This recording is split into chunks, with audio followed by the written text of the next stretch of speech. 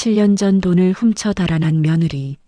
하지만 우연찮게 만나게 된 달아난 며느리. 사건의 진실을 파헤쳐 보니 진짜 범인은 따로 있었다. 그리고 그 범인은 내 아들이었었다. 이야기 시작 전 시청자분들의 구독과 좋아요는 영상 제작에 큰 힘이 됩니다. 오늘 준비한 영상도 재미있게 시청하셨으면 좋겠습니다. 좋은 하루 되세요. 이야기 시작합니다. 대전 중앙시장의 오후는 언제나 활기찼습니다. 좁은 골목 사이로 떡볶이 냄새와 생선 비린내가 뒤섞였고 상인들의 호객 소리가 끊이지 않았습니다. 김태수는 천천히 시장 안쪽으로 걸음을 옮겼습니다. 58배 나이에도 허리는 고닫고 단정하게 빗어넘긴 머리는 그의 성격을 말해주는 듯 했습니다. 아저씨, 고등어회 가세요. 한 마리 더 드릴게요. 생선가게 주인이 손을 흔들었습니다. 태수는 가볍게 고개를 숙이며 미소 지었습니다. 30년 넘게 이 동네 초등학교에서 아이들을 가르쳐 온 그였습니다. 제자들이 장사하는 가게도 많았고 그 부모들 역시 한때 그의 학생이었던 경우가 많았습니다. 선생님, 오늘 퇴근 일찍 하셨네요? 아, 네. 오늘은 회의가 일찍 끝나서요. 태수는 장바구니를 들고 채소 코너 쪽으로 향했습니다. 아내가 부탁한 시금치와 버섯을 사야 했습니다. 그런데 채소 가게 앞을 지나치려던 순간 그의 발걸음이 멈췄습니다. 한쪽 구석 낡은 벤치에 앉은 여자가 보였습니다. 앙상한 어깨, 색이 바랜 점퍼, 손에 든 김밥 한 줄.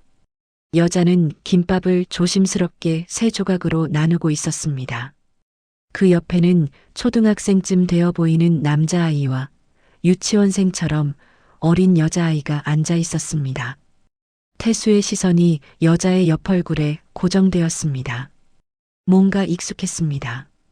가슴 한쪽이 조여드는 느낌이었습니다. 엄마, 나 배고파. 어린 여자아이가 투정을 부렸습니다. 조금만 기다려. 오빠 먼저 먹고 내 차례야. 여자의 목소리는 지쳐 있었지만 아이들에게는 부드러웠습니다. 태수는 그 목소리를 들은 순간 온몸이 굳어버렸습니다. 최아영, 7년 전 집에서 사라진 며느리였습니다. 태수의 머릿속이 하얗게 비었습니다. 아니, 정확히는 7년 전 그날이 떠올랐습니다. 아들 민준이 창백한 얼굴로 집에 돌아왔던 날. 아영이가 떠났어요. 집안에 있던 통장하고 도장하고 다 챙겨서요. 민준은 그렇게 말했습니다. 장인인 자신조차 믿을 수 없었지만 아들은 확신에 차 있었습니다. 돈 문제로 싸웠어요. 제가 회사 자금을 잠깐 썼는데 그걸 알고는 난리를 쳤어요. 그러더니 그렇게 다 챙겨서 나가버린 거예요. 태수는 아들의 말을 믿었습니다. 아니, 믿고 싶었습니다. 아들이 거짓말을 할 리 없다고 생각했습니다. 아영은 경제관념이 약했고 돈 문제에 예민했으니 그럴 수도 있다고 스스로를 설득했습니다. 하지만 지금 눈앞의 광경은 달랐습니다.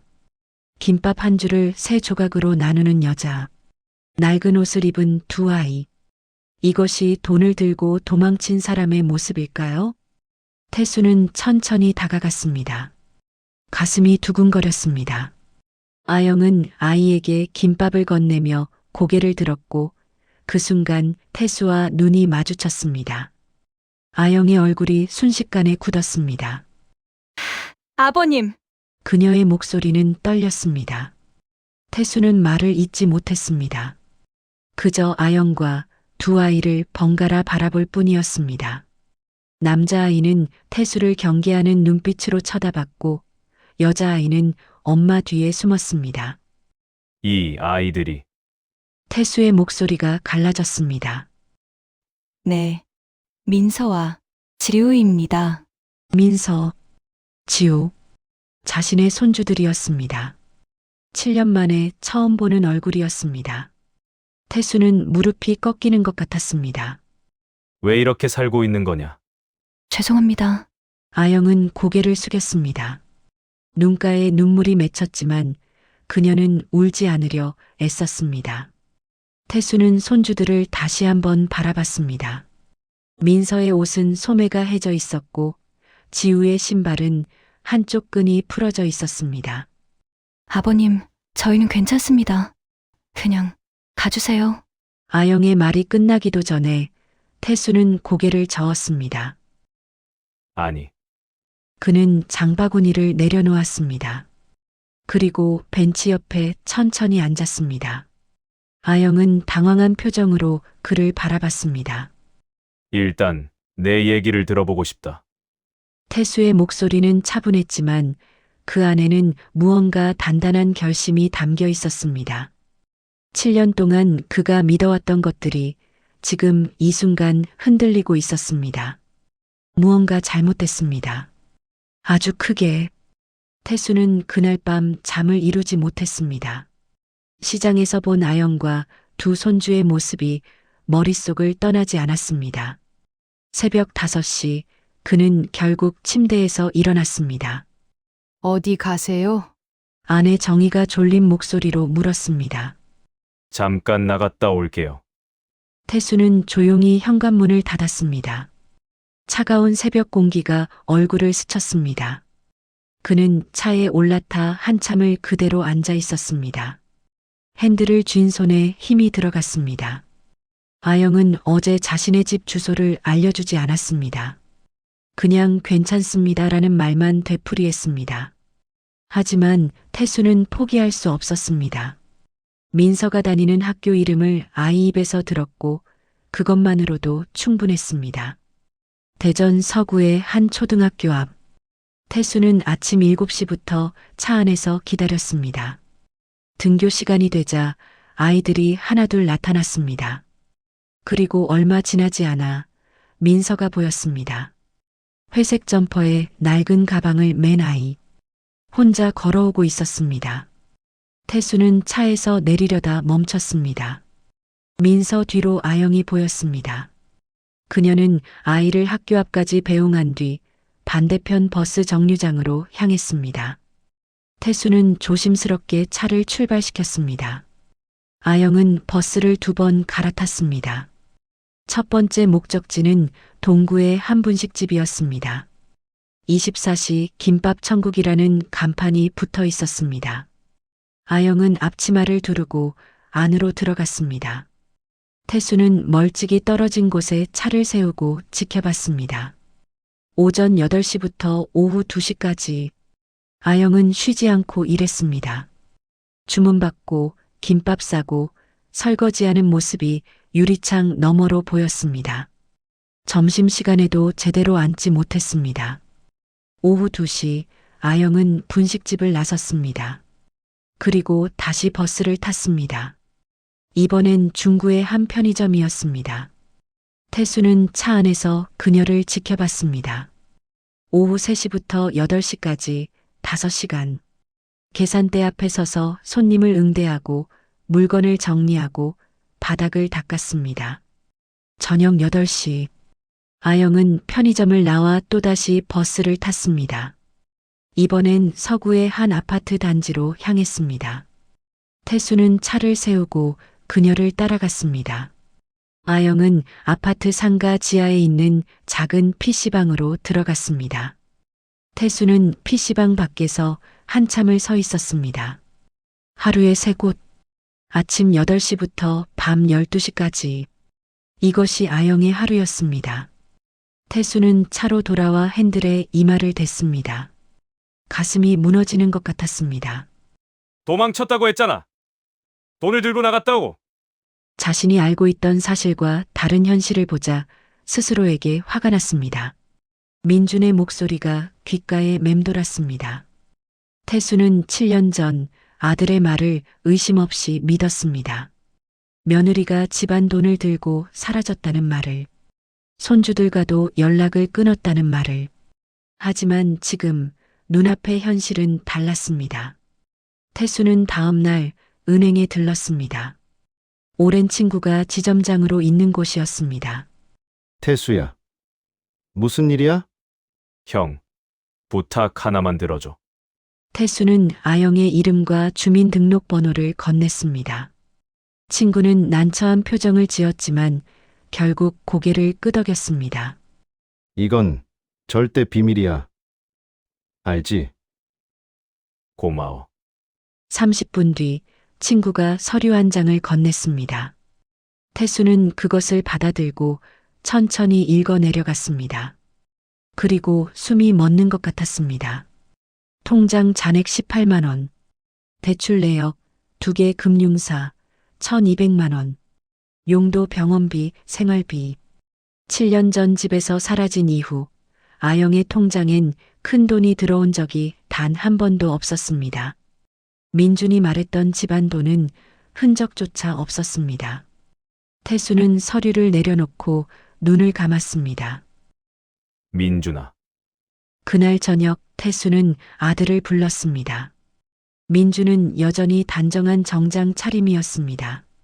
IT 회사 팀장으로 승진한 지 2년째였습니다. 아버지, 무슨 일이세요? 아영이를 봤다. 민준의 표정이 굳었습니다. 어디서요? 중앙시장. 애들이랑 김밥 나눠 먹고 있더라. 그래서요? 민준의 목소리는 차가웠습니다. 태수는 아들을 똑바로 바라봤습니다. 7년 전, 너 아영이가 돈 들고 나갔다고 했지. 네. 그랬어요. 그런데 왜 아영이 통장엔 빚만 있고 돈은 없는 거니? 민준은 잠시 침묵했습니다. 그리고 짧게 웃었습니다. 모르겠네요. 다 써버렸겠죠? 하루에 3곳에서 일하고 있더라. 애들 병원비 때문에. 그건 제 알바 아니에요. 민준의 말에 태수는 주먹을 쥐었습니다. 민준아! 아버지, 그 사람 이야기 그만하세요. 저한테 상처만 줬던 사람이에요. 민준은 자리에서 일어났습니다. 태수는 아들의 뒷모습을 바라봤습니다. 뭔가 잘못됐습니다. 민준의 눈빛에서 차가운 무언가가 느껴졌습니다. 그날 밤 태수는 다시 잠을 이루지 못했습니다. 새벽 2시 그는 서재로 갔습니다. 오래된 앨범을 꺼냈습니다. 아영과 민준의 결혼식 사진, 환하게 웃고 있는 두 사람, 그 옆에서 축복하던 자신의 모습. 내가 뭘 놓쳤을까? 태수는 앨범을 덮었습니다. 그리고 결심했습니다. 진실을 찾아야 한다고. 7년 전 그날 정말 무슨 일이 있었는지 알아내야 한다고. 아영과 손주들을 더 이상 외면할 수 없었습니다. 태수는 며칠 동안 7년 전 기록을 뒤졌습니다. 민준과 아영이 헤어진 그해 정확히 무슨 일이 있었는지 알아내야 했습니다. 서재 책상 위엔 은행 명세서, 병원 영수증, 오래된 달력이 쌓여갔습니다. 여보, 요즘 무슨 일 있어요? 정희가 걱정스러운 얼굴로 물었습니다. 아무것도 아니야. 정리할 게 좀 있어서. 태수는 대답을 흐렸습니다. 아내에게도 아직 말할 수 없었습니다. 확신이 서지 않았기 때문입니다. 그날 오후 태수는 민준의 회사로 향했습니다. IT 기업이 입주한 테크노밸리 건물. 로비에서 민준을 기다렸지만 그는 나타나지 않았습니다.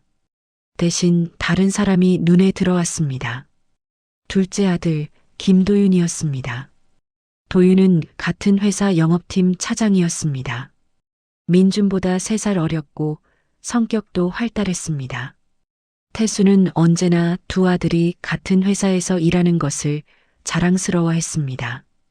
아버지, 회사는 어쩐 일이세요? 도윤이 환하게 웃으며 다가왔습니다. 형 만나러 왔는데 안 보이네. 형은 오늘 출장 갔어요. 부산 쪽으로요. 그래. 언제 간 거니? 아침 일찍이요. 급하게 나갔어요. 도윤의 대답은 자연스러웠습니다. 하지만 태수는 뭔가 이상한 느낌을 받았습니다. 민주는 출장 계획을 미리 말하는 편이었는데 오늘은 언급이 없었습니다. 도윤아, 너 시간 있으면 아버지랑 커피 한잔 할래? 물론이죠.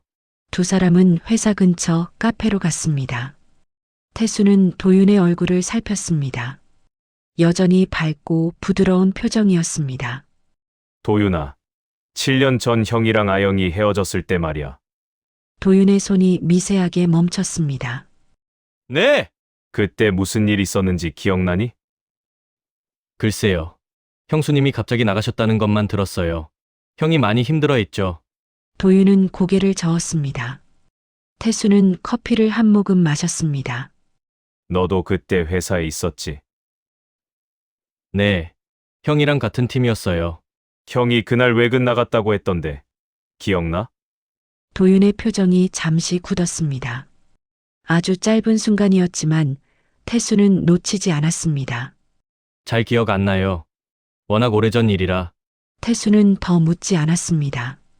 대신 집으로 돌아와 민준의 회사에 전화를 걸었습니다.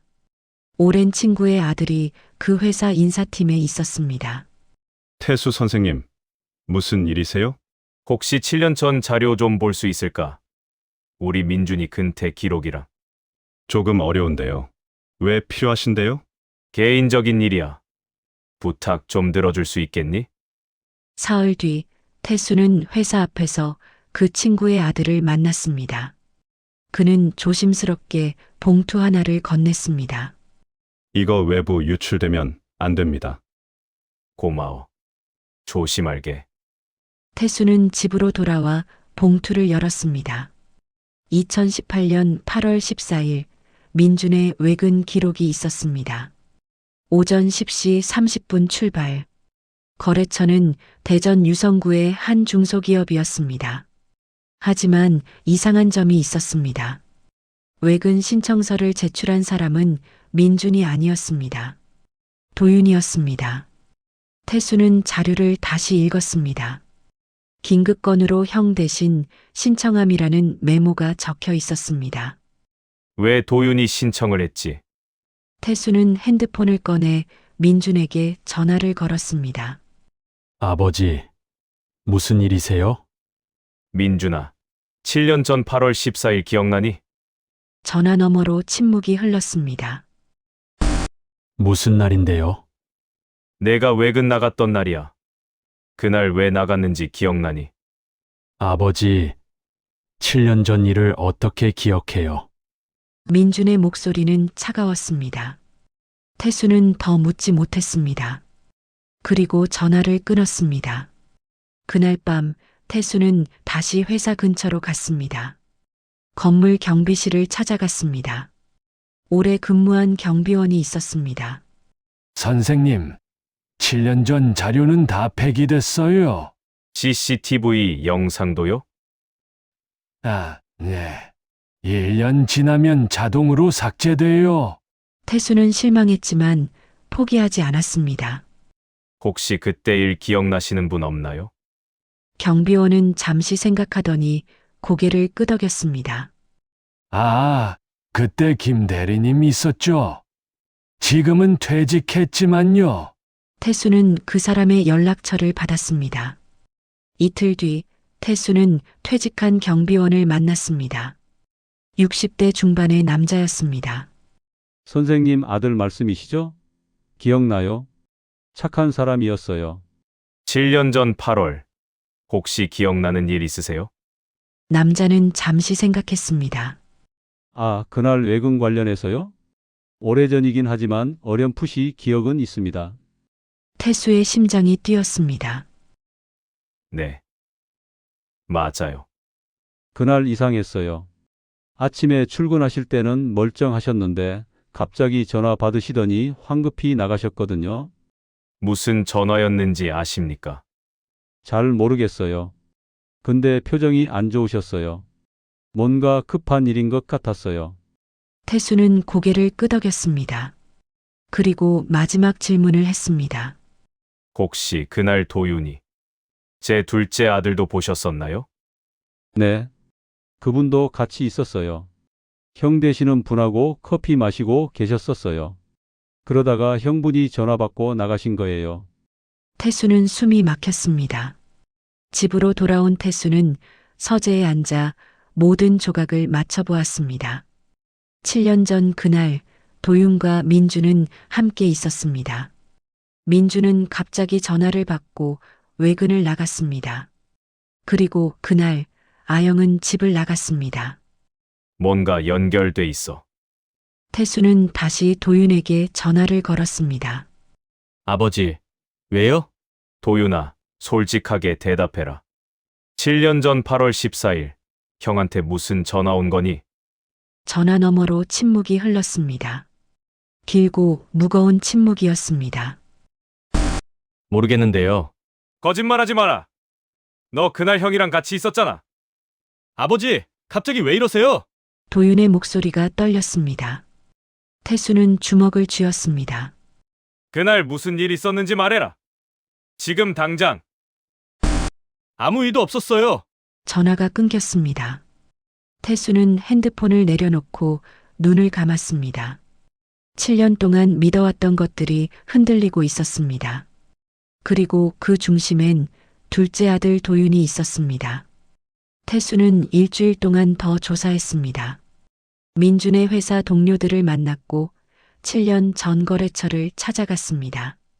그리고 마침내 결정적인 단서를 찾아냈습니다. 민준이 그날 외근을 간 이유는 아버지가 쓰러졌다는 전화 때문이었습니다. 회사 동료의 증언이었습니다.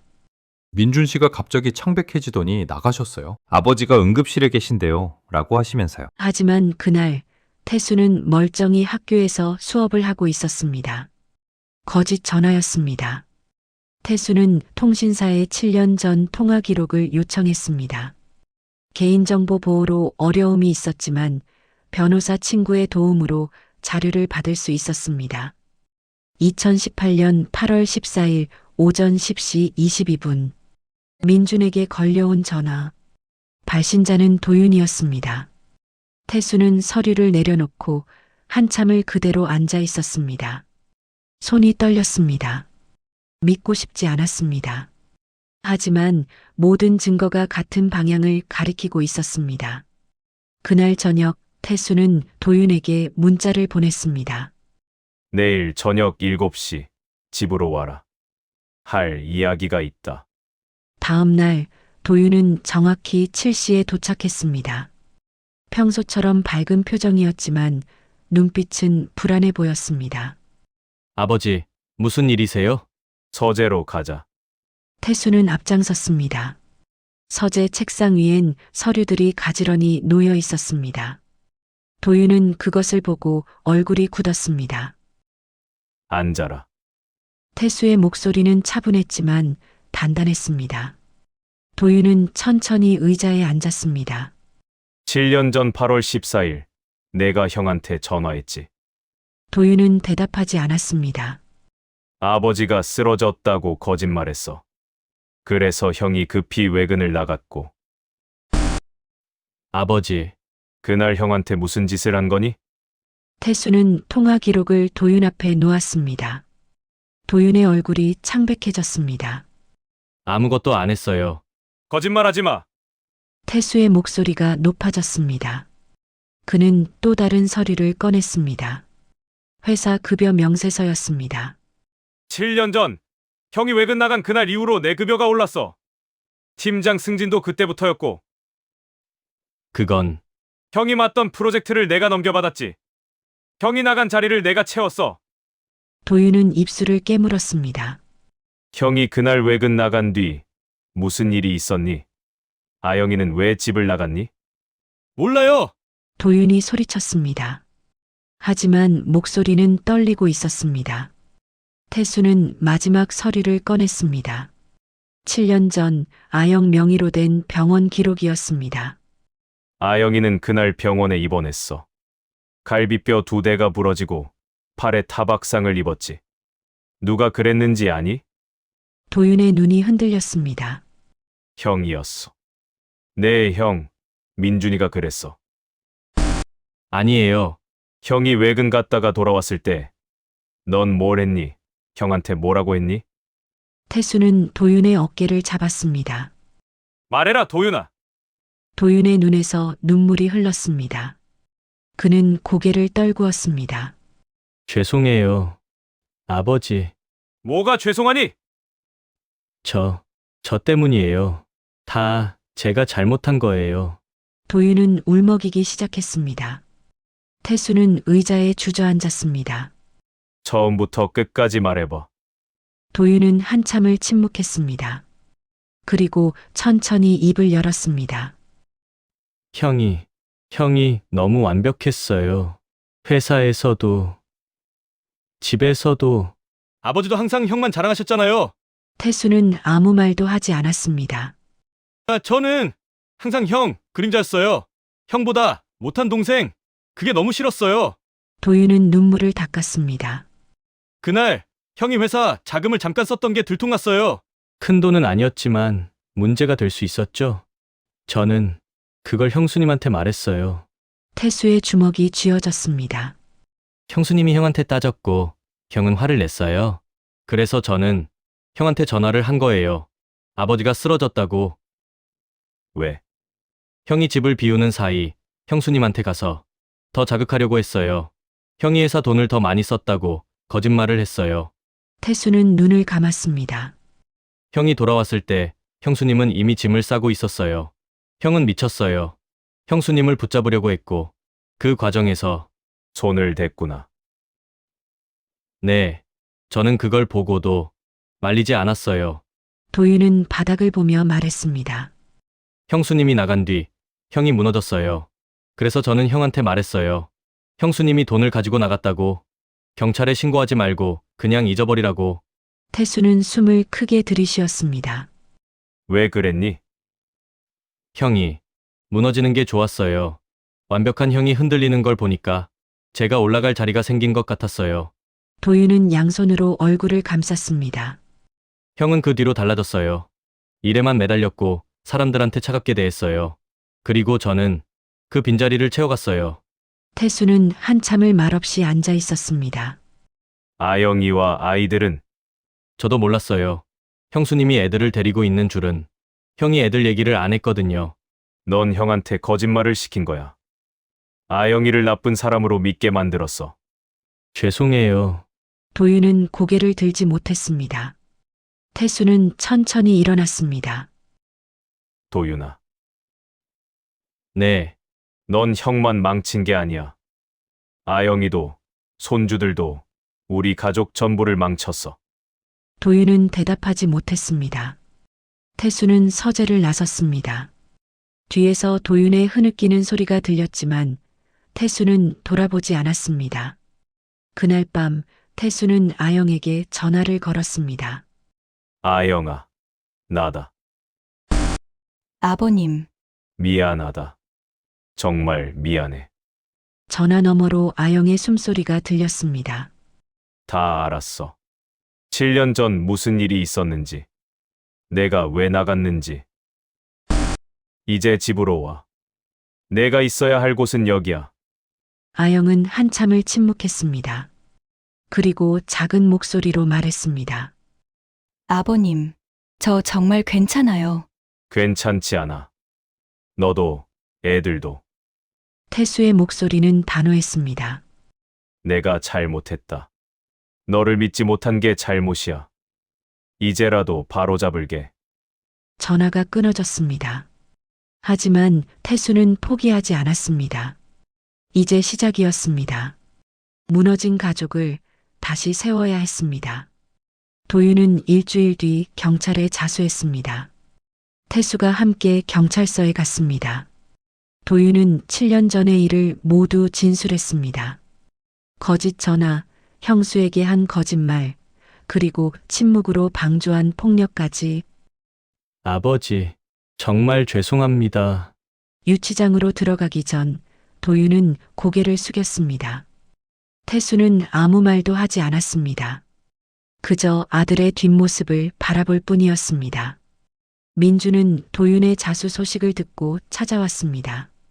아버지, 이게 무슨 일이에요? 내가 아영이한테 한 일 다 알고 있다. 민준의 얼굴이 굳었습니다. 아영이는 내 돈을 훔치지 않았어. 내가 손을 댔고 내가 쫓아낸 거야. 그건 변명하지 마. 경찰 조사 협조해라. 그리고 아영이한테 사과해. 태수는 더 이상 아들을 보지 않았습니다. 민주는 한참을 서 있다가 결국 고개를 떨구고 나갔습니다. 며칠 뒤 태수는 아영이 사는 곳을 찾아갔습니다. 작은 반지하 방이었습니다. 벽지는 곳곳이 벗겨져 있었고 창문으로 들어오는 빛은 희미했습니다. 문을 두드리자 민서가 문을 열었습니다. 할아버지, 그래, 민서야. 엄마 있니? 아영이 안에서 나왔습니다. 여전히 수척한 얼굴이었지만 눈빛만은 또렷했습니다. 아버님, 왜 오셨어요? 짐 싸라. 우리 집으로 가자. 아영은 고개를 저었습니다.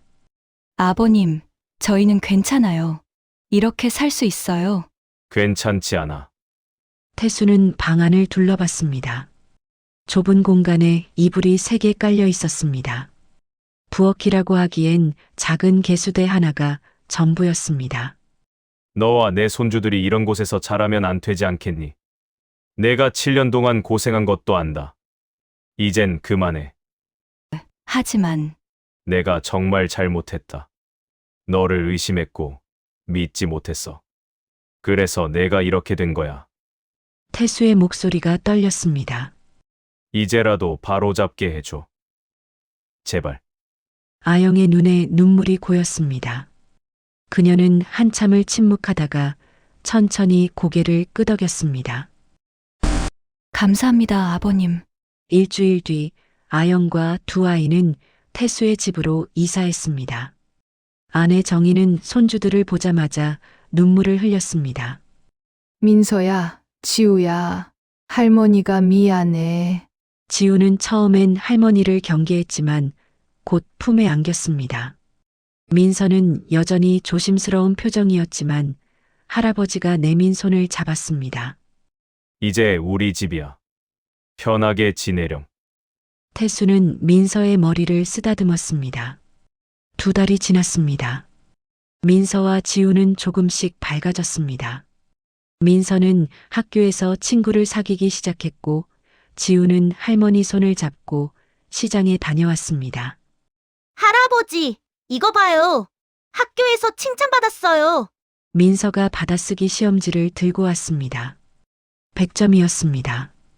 태수는 환하게 웃었습니다. 우리 민서 대단한데? 저녁에 뭐 먹고 싶어? 치킨이요. 그래, 오늘은 치킨 먹자. 아영은 여전히 일을 했지만 이제는 하루 한 곳에서만 일했습니다. 태수가 병원비를 대신 내주었고 빚도 정리해 주었습니다. 아버님, 이렇게까지 해주시면 가족인데 당연한 거야. 태수는 아영의 어깨를 가볍게 두드렸습니다. 어느 토요일 오후 태수는 민서와 지우를 데리고 묘지로 갔습니다. 오래전 세상을 떠난 할머니의 묘였습니다. 할머니한테 인사드려. 두 아이는 묘 앞에 무릎을 꿇었습니다. 태수도 함께 절을 했습니다. 어머니, 늦었지만 손주들 데리고 왔습니다. 민서와 지우예요. 태수는 묘비를 쓰다듬었습니다. 제가 잘못했습니다. 아들을 제대로 보지 못했고 며느리를 의심했어요. 그래서 이 아이들이 고생했습니다. 목소리가 갈라졌습니다. 이제라도 바로잡으려 합니다. 늦었지만 지켜보고 계세요. 민서가 할아버지의 손을 잡았습니다. 태수는 손주를 끌어안았습니다. 저녁 집으로 돌아온 태수는 거실에서 아영과 마주 앉았습니다. 아영아, 네, 아버님. 민준이가 너한테 연락했니? 아영은 고개를 저었습니다. 아니요. 연락 안 왔어요. 미안하구나. 아버지가 제대로 가르치지 못해서. 아버님 잘못이 아니에요. 아영은 차를 따르며 말했습니다. 저도 원망했어요. 7년 동안 많이 힘들었어요. 하지만 아이들이 있어서 버틸 수 있었어요. 고생 많았어. 이제는 괜찮아요. 아버님 덕분에. 아영은 작게 미소 지었습니다. 태수는 그 미소를 보며 안도했습니다. 몇 주 뒤 민준이 집을 찾아왔습니다. 태수는 민준을 서재로 데리고 갔습니다. 아영이한테 사과했니? 아직이요. 왜? 무슨 말을 해야 할지 모르겠어요. 민준은 고개를 숙였습니다. 태수는 한숨을 쉬었습니다. 사과부터 해.